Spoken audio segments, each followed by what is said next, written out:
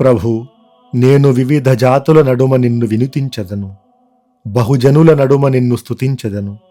నీ కృప ఆకాశమంత ఉన్నతమైనది, నీ విశ్వసనీయత మేఘమండలమంత ఎత్తైనది. 57వ కీర్తన 9-10 వచనములు. ఈరోజు మొదటి పట్టణము అపోస్తుల కార్యాలు 15వ అధ్యాయము 22వ వచనం నుండి 31వ వచనం వరకు. ఈ భాగానికి ఒక ప్రత్యేకత ఉంది. నూతన నిబంధనలో అపోస్తుల బోధనలు, వాళ్ళ ప్రసంగాలు అనేక చోట్ల మాట రూపంలో, వాక్కు రూపంలో చూసిన మనం మొదటిసారి వ్రాతపూర్వకంగా మనం ఒక ఉత్తరాన్ని చూస్తున్నాం. ఈరోజు మొదటి పట్టణంలో విశ్వసించిన అన్యులకు లేఖ. మనకిప్పుడు నూతన నిబంధనలో కనిపించేటువంటి లేఖలు, సువిశేషాలు ఇవన్నీ కూడా 60వ సంవత్సరం నుండి 100వ సంవత్సరం మధ్యలో 40 ఏళ్ల వ్యవధిలో రాయబడ్డాయి. కానీ యేసుక్రీస్తు ఉత్థానం తర్వాత సంఘం ఎలా అభివృద్ధి చెందింది అనేది అపోస్తల కార్యాలు మాత్రమే మనకు చెబుతుంది. అలాంటి అపోస్తల కార్యాల ప్రకారం ఈరోజు మొదటి పట్టణంలో మనకు కనిపిస్తుంది అన్యులకు లేఖ. వాళ్ళు ఎందుకు రాయాల్సి వచ్చిందో కూడా ఆ లేఖలో పేర్కొంటున్నారు. అపోస్తులు, పెద్దలు క్రీస్తు సంఘములోని వారందరితో కలిసి వారిలో కొంతమందిని ఎన్నుకొని వాళ్లతో ఈ లేఖను వ్రాయించి రాయబారులుగా వాళ్ళకే ఇచ్చి పంపిస్తున్నారు. అందులో 24వ వచనంలో, మా వద్ద నుండి వెళ్ళిన వారు కొందరు మీ వద్దకు వచ్చి మీకు ఏదో చెప్పి మిమ్ము కష్టపెట్టి కలవరపెట్టిరని మేము విని ఉన్నాము. దీనిని గురించి వారు ఏమాత్రం మా ఉత్తర్వులు పొంది ఉండలేదు. అంటే ఒక సమస్యకి పరిష్కారంగా మొట్టమొదటి లేఖ వ్రాయబడింది. అది ఎవరు రాశారు అంటే సంఘాన్ని నడిపించేటువంటి అపోస్తులు, పెద్దలు, యెరూషలేము సంఘ కాపరులు ఈ ఉత్తరాన్ని రాశారు. విశ్వాస జీవితంలో కథోలిక సంఘానికి ఇతర క్రైస్తవ సంఘాలకు చాలా వ్యత్యాసాలు ఉంటాయి. మిగిలిన వివరాల్లోకి వెళ్ళవలసిన అవసరం లేదు. కానీ వాటిలో ఒకటి, ప్రొటెస్టెంట్ సంఘాలు కేవలం బైబిల్ గ్రంథాన్ని మాత్రమే నమ్ముతాయి. కానీ కథోలిక సంఘం వ్రాతపూర్వకంగా దేవుని వాక్యం ఉన్నటువంటి బైబిల్ గ్రంథంతో పాటు సాంప్రదాయాన్ని కూడా నమ్ముతుంది. సాంప్రదాయం అనేది 2 రకాలు. ఒకటి వ్రాతపూర్వకంగా బైబిల్ గ్రంథ రూపంలో ఇప్పుడు మన చేతుల్లో దేవుని వాక్కుగా ఉన్నది.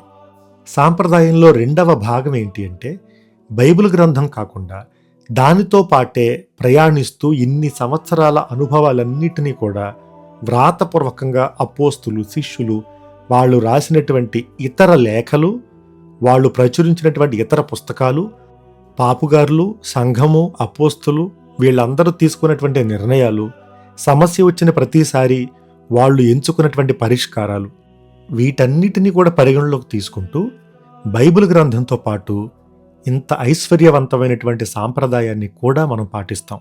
ఎందుకంటే ఆ రెండింటిని మనం విడదీయలేం. దానికి చక్కటి ఆధారం ఈరోజు మొదటి పట్టణంలో మనకు కనిపిస్తుంది. 27వ వచనంలో, మేము యోదాను, సిలాసును మీ వద్దకు పంపుచున్నాము. మేము వ్రాయుచున్న విషయములను స్వయముగా వారే మీకు చెప్పెదరు. వాళ్ళు ఒక లేఖ వ్రాసినప్పుడు వేరే వాళ్ళు చెప్పవలసిన అవసరం లేదు. చెప్పే మనిషి ఒకతను ఉన్నప్పుడు వ్రాయవలసిన అవసరం లేదు.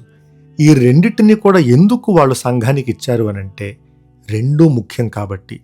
వ్రాతపూర్వకంగా వాళ్ళు ఇచ్చే దానిలో ఎంత స్పష్టత, ఖచ్చితత్వం ఎలా అయితే ఉంటాయో అలాగే వాటితో పాటు శిష్యుల యొక్క మాటకు కూడా అంత విలువను ఇవ్వమని లేఖలో వాళ్ళే పేర్కొన్నారు. దాన్ని ఆచరిస్తూ శిష్యులు ఏం చేశారో చూడండి. 31వ వచనంలో, ఆ ప్రజలు ఉత్తరమును చదువుకుని ప్రోత్సాహకరమైన ఆ సందేశము వలన ఆనందభరితులైరి. అది లేఖ చేసిన పని. దాని తర్వాత ఏం జరిగింది అంటే యోదాసు, సిలాసు ప్రవక్తలై ఉండుట వలన వారికి ధైర్యమును, బలమును ఇచ్చుచు వారిని స్థిరపరిచిరి. కేవలం లేఖ మాత్రమే కాదు, దానితో పాటు శిష్యులు బోధించినటువంటి విషయాలని కూడా సంఘానికి ఒక ప్రోత్సాహంగా మలిచారు. 2020వ సంవత్సరంలో కోవిడ్, అలాగే లాక్డౌన్ ఇవన్నీ కూడా జరిగినప్పుడు నేను బిషప్స్ హౌస్లో ఉన్నాను. బిషప్ గారికి సెక్రటరీగా పనిచేస్తున్నాను. కోవిడ్ సమయంలో పాటించడానికి ప్రభుత్వం కొన్ని నియమ నిబంధనలు మాకిచ్చేది. వాటిని ఆచరణలో పెట్టమని బిషప్ గారు కొన్ని లేఖలు రాసి ప్రతి 2-3 వారాలకు ఒకసారి అన్ని విచారణలో ఉన్నటువంటి విచారణకర్తలకు పంపించేవాళ్ళు. వాటిలో చాలా మట్టుకు ఇంగ్లీష్లో ఉండేవి. వాటిని చదివి ప్రజలకు అర్థమయ్యేలా వివరించాల్సినటువంటి బాధ్యత ఎందుకు ఇలా చేయాల్సి వస్తుంది? చాలా సంఘాల వాళ్ళు గుడి నడుపుతూ ఉన్నప్పుడు మనం ఎందుకు గుడులు మూసేస్తూ ఉన్నాం? ఇట్లాంటి వాటిని బిషప్ గారి యొక్క మాటను తీసుకుని వీళ్ళు వివరించి సంఘాలకు చెప్పవలసిన బాధ్యత వీళ్ళ మీదే ఉండింది.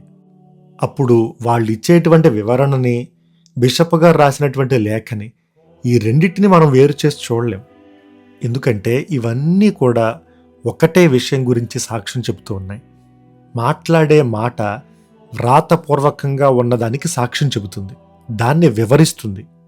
అలాగే కథోలికా సంఘంలో ఉన్న ప్రతి సాంప్రదాయం వెనక కొన్ని వందల సంవత్సరాల విశ్వాస అనుభవం, వాళ్ళ బోధనలు, వాళ్ళకి దేవుడిచ్చినటువంటి జ్ఞానం, ఇచ్చినటువంటి నడిపింపు, ఇవే క్రమంగా సాంప్రదాయంగా మారాయి. కాబట్టి ఈ రెండిటినీ గౌరవించాల్సిన బాధ్యత మన మీద ఉంది. ఈ రోజుతో మన శ్రీసభ నాయకుడైనటువంటి 14వ లియో జగద్గురువులు పాపుగారిగా ఎంపిక చేయబడి సంవత్సరం అయింది. ఆయన బోధించే ప్రతి బోధన, తీసుకునే ప్రతి నిర్ణయం తనంతట తానుగా కాకుండా ఆయన కంటే ముందు పనిచేసిన 266 మంది జగద్గురువుల యొక్క తీర్మానాల్ని, వాళ్ళ నిర్ణయాలు, వాళ్ళ బోధనలకు కూడా గౌరవిస్తారు. అందుకే మనం శ్రీసభ నడిపించే నాయకుల్ని ఎప్పుడూ గౌరవించాలి, వాళ్ళ కోసం ప్రార్థన చేయాలి. ఈరోజు సువిశేషంలో యేసుక్రీస్తు ఒక లోతైనటువంటి మాటను చెబుతూ ఉన్నారు. తన యజమానుడు ఏమి చేయునో దాసుడు ఎరుగడు, కనుక ఇక మీదట నేను మిమ్ములను దాసులు అని పిలువక స్నేహితులని పిలిచెదను. ఎలయనా నేను నా తండ్రి వలన వినినదంతయు మీకు విశదపరిచితిని. నేను మిమ్మల్ని స్నేహితులు అని పిలుస్తాను, ఎందుకంటే మీకన్నీ చెబుతూ ఉన్నాను కాబట్టి అంటున్నారు. ఒక్క క్షణం మనం కళ్ళు మూసుకొని మన జీవితంలో జరిగే ప్రతి దాన్ని నిర్భయంగా మనం పంచుకునే వ్యక్తి ఒక్కరైనా ఉన్నారా? భర్త కావచ్చు, భార్య కావచ్చు, వాళ్ళకి కూడా తెలియనివి ఏమన్నా మన దగ్గర ఉన్నాయా? వాళ్ళ దగ్గర కూడా దాచాల్సి వచ్చినటువంటి పరిస్థితులు ఏమైనా ఉన్నాయా? మామూలుగా మనకి బాగా సన్నిహితులైన వాళ్ళు కూడా, తల్లిదండ్రులైనా, తోబుట్టువులైనా, భార్య కానీ భర్త కానీ అయినా, మనం ఏదైనా చెప్పడానికి సందేహిస్తున్నాము, లేదా అన్నీ చెప్పడానికి ఇష్టపడట్లేదు, కొన్ని దాస్తున్నామనంటే వాటికి కొన్ని కారణాలు ఉంటాయి.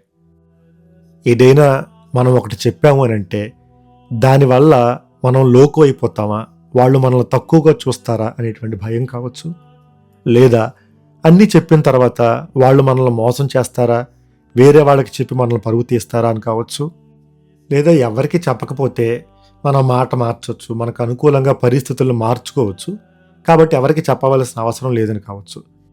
లేదంటే కొన్నిసార్లు ఏమవుతుందంటే ఎదుటి వ్యక్తికి అంత మెచ్యూరిటీ, అంత పరిణితి లేదేమో అని వాళ్ళకి చెప్పకపోవచ్చు.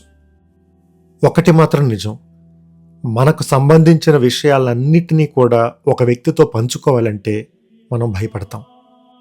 యేసుక్రీస్తు చెప్పే మాట మనకి ఒక సవాలు లాంటిది. మీరు ఎవరినైనా స్నేహితులు అని పిలుస్తున్నారు అంటే వాళ్ళకి అన్నీ చెప్పే ధైర్యం మీకుందా? లేదా వాళ్ళ దగ్గర కూడా మీకు రహస్యాలు లేదా దాచే విషయాలు ఏవైనా ఉన్నాయి అంటే అర్థం లేదు. సాధారణంగా మన జీవితంలో ఇలాంటి పాత్ర పోషించేవాళ్ళు భార్య లేదా భర్త అయి ఉండొచ్చు, లేదా వేరే మిత్రులు అయి ఉండొచ్చు.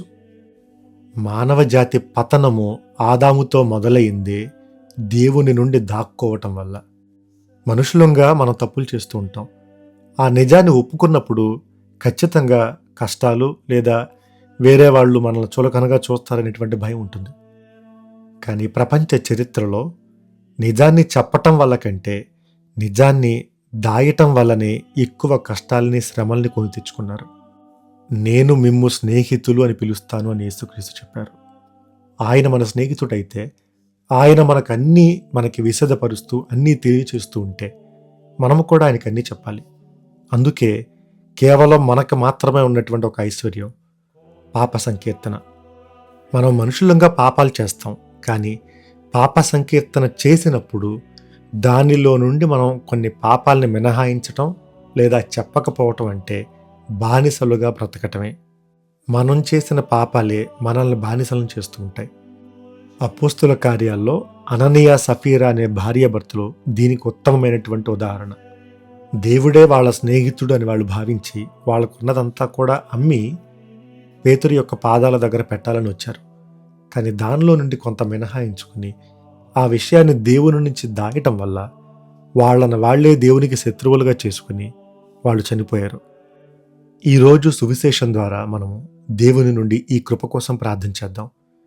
రహస్య జీవితము లేదా ద్వంద్వ జీవితాన్ని కాకుండా ఒకటే జీవితం, ఒకటే ధోరణి, ఒకటే విధానాన్ని మనం ఎల్లప్పుడూ కూడా కలిగి ఉండే కృపను ఎవరినైతే మనం స్నేహితులుగా భావిస్తామో వాళ్లతో నిర్భయంగా నిజాన్ని చెప్పగలిగేటువంటి ధైర్యాన్ని దేవుడు మనకు ప్రసాదించాలి అని. అలాగే గత సంవత్సరం ఇదే రోజున పాపుగారిగా ఎన్నికైనటువంటి మన 14వ లియో పాపుగారి కోసం, వారి ఉద్దేశాల కోసం, వారి యొక్క నేతృత్వంలో మన శ్రీసభ మరింతగా ఫలభరితం కావాలని, ఆయన ఉద్దేశాలు ముఖ్యంగా ప్రపంచ శాంతి కోసం ఎంతగానో ఆయన పాటుపడుతున్నారు. ఆ ఉద్దేశం కోసం ప్రత్యేకంగా ఈరోజు ప్రార్థన చేద్దాం. సర్వశక్తిగల సర్వేశ్వరుడు పిత, పుత్ర, పవిత్రాత్మ మనలను ఆశీర్వదించి కాపాడునుగాక. ఆమెన్.